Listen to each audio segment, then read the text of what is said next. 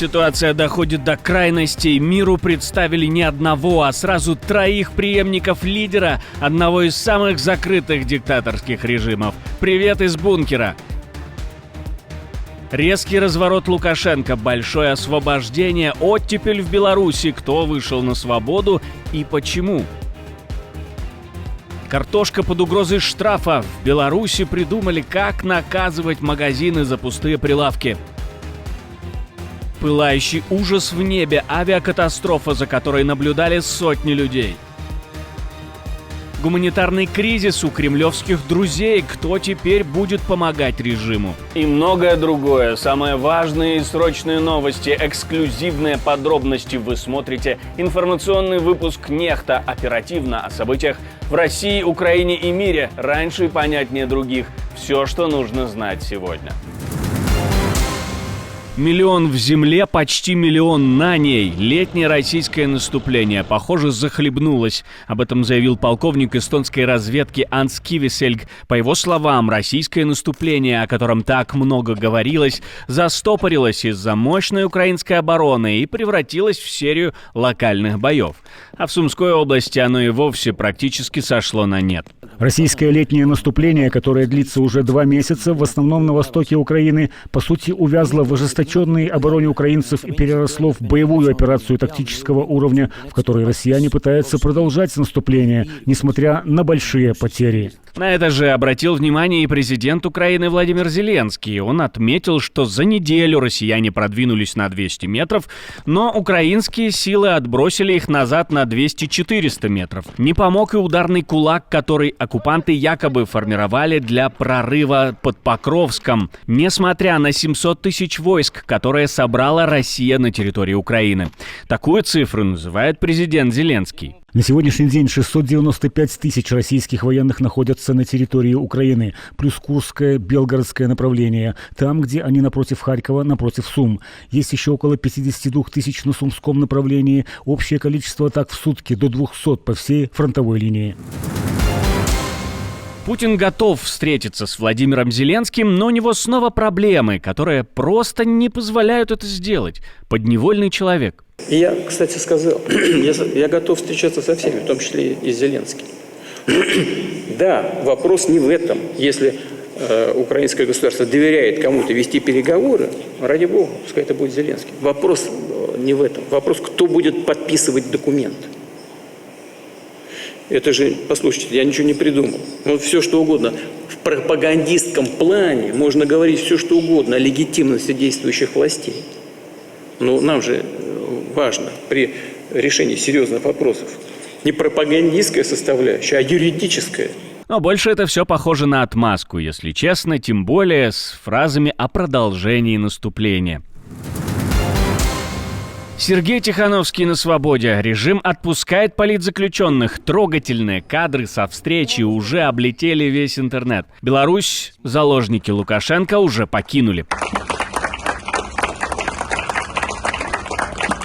Заявление прозвучало через несколько часов после встречи Кита Келлога с Александром Лукашенком. К слову, вот 2 фотографии Сергея Тихановского до лукашенковской тюрьмы и после. Дальше думайте сами. Благодаря сильному руководству президента Трампа сегодня были освобождены 14 политзаключенных из Беларуси. Спасибо правительству Литвы за сотрудничество и помощь. Оно остается настоящим другом и союзником. Сергей Тихановский был задержан 29 мая 2020 года. 14 декабря 2021 года суд приговорил его к 18 годам лишения свободы по обвинениям в организации массовых беспорядков, разжигании социальной вражды, воспрепятствовании работе Центра избиркома и организации действий, которые грубо нарушают общественный порядок. На президентских выборах 2020 года избирком отказал Тихановскому в регистрации кандидатом. Вместо него в кампании участвовала его супруга Светлана Тихановская, которая стала лидером оппозиции в экзиле. Но это далеко не конец. В белорусских тюрьмах все еще остаются более 1000 заложников. Все они должны быть освобождены без промедления. С июля 24 по январь 25 года в Беларуси прошло 10 волн освобождения политзаключенных, по 20-30 человек в каждой. Всего, по данным пресс-службы Лукашенко, за этот период были помилованы 293 человека. После января 25 года информация об освобождениях перестала появляться. Ни в феврале, ни в марте, ни в апреле таких новостей не было. Только в мае сообщили о новой группе из 42 человек, приурочив это ко Дню Победы. Ситуация накаляется, верхушка режима готовится к сценарию, о котором еще недавно не говорили даже шепотом. В случае внезапной смерти или устранения лидера, власть в стране сразу перейдет к заранее отобранным фигурам, 3 высокопоставленным лицам. Их имена уже определены. По данным The New York Times, общение между главными командирами режима теперь идет через доверенных посредников с задержками, чтобы не светиться в сети. Все сделано так, чтобы враг не отследил цепочку управления. На фоне войны и внутренней нестабильности в Тегеране хотят избежать хаоса, поэтому переход власти должен быть быстрым, бесшовным и заранее прописанным. И если раньше смена верховного лидера могла занять месяцы, теперь все может решиться за часы. Сигнал прозрачен, внутри Ирана уже не уверены, что система выдержит удар, и поэтому готовятся. Гуманитарный кризис может начаться в Иране, но узнают об этом не все. В стране уже давно не работает интернет, у нас все под контролем, заявляют власти Ирана. Только вот люди ничего не видят и не слышат. Официальный Тегеран уверяет, дефицита нет, паники нет, все стабильно. Но на деле полная изоляция. Интернет отключен, и иранцы не имеют ни малейшего представления о том, что происходит после израильских ударов. Все, что доходит до граждан, короткие сообщения от госмедиа или слухи от знакомых. Остальное — тишина. Зачем такое делают? То, что мы делаем сейчас, это реализация нашего законного права на самооборону от актов агрессии, совершенных против нас без повода и крайне жестоким способом.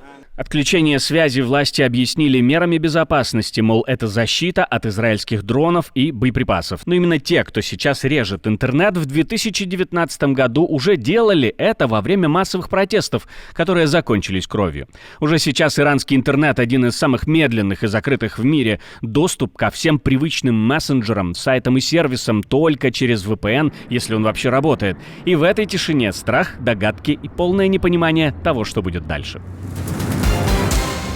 Впервые за много лет ни одного российского университета среди 100 лучших в мире. Даже МГУ вылетел из престижного топа рейтинга Quetzalcoatl-Simons, который считается одним из главных в академическом мире. Там московский вуз занял 105 место. Рейтинг QS формируется по ключевым параметрам: наука, цитируемость, репутация, вклад в глобальные исследования. И по всем этим направлениям российские вузы резко просели. Лидируют, как всегда, Запад. 1 место MIT, 2 Imperial College из Лондона и 3 Стэнфорд. Лидер оппозиционной партии ТИСа Петер Мадьяр заявил, что организованный правительством Виктора Орбана национальный опрос о вступлении Украины в ЕС – полный провал. По его словам, участие в голосовании приняли не более нескольких сотен тысяч человек. Это худший результат за всю историю подобных консультаций. По нашей информации, из нескольких уровней почты Венгрии от 3 до 7% посланных бюллетеней возвращены в разные уголки страны. Это означает, что на самом деле на бумажной основе могли проголосовать максимум 500 тысяч человек.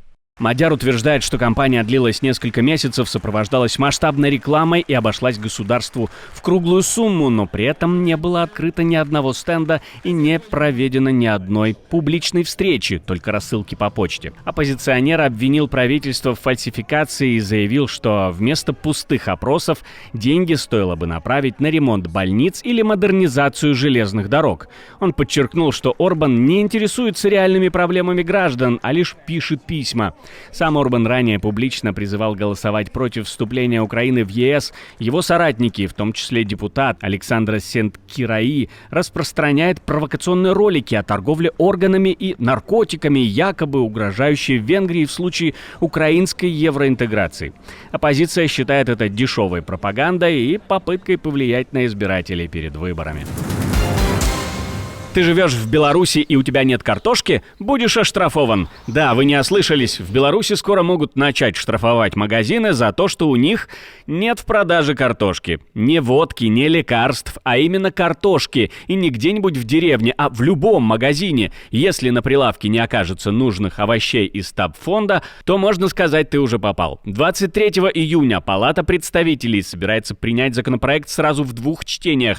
В нем предлагается штрафовать торговые сети и поставщиков, если вне сезон, например, зимой или ранней весной, они не обеспечат наличие картошки, капусты, морковки, яблок и так далее. Суммы не маленькие, до 200 базовых величин, это примерно 7,5 тысяч рублей и больше $2000. Причина — так называемое обеспечение госнужд и стабильности цен. По факту это новая головная боль для бизнеса, который и так с трудом справляется с поставками в кризисные месяцы. Речь идет не просто о картошке, это сигнал. Государство снова перекладывает свою неэффективность на бизнес. Не можешь достать – плати. Даже если урожая не было, дороги завалило снегом, логистика встала или хранилища пусты, оправданий не будет. Жуткая катастрофа произошла в Бразилии. Прямо в воздухе загорелся воздушный шар с 22 пассажирами на борту. На видео, разлетевшемся по соцсетям, видно, как пламя охватывает купол, а затем опоясанный огнем шар стремительно рушится вниз.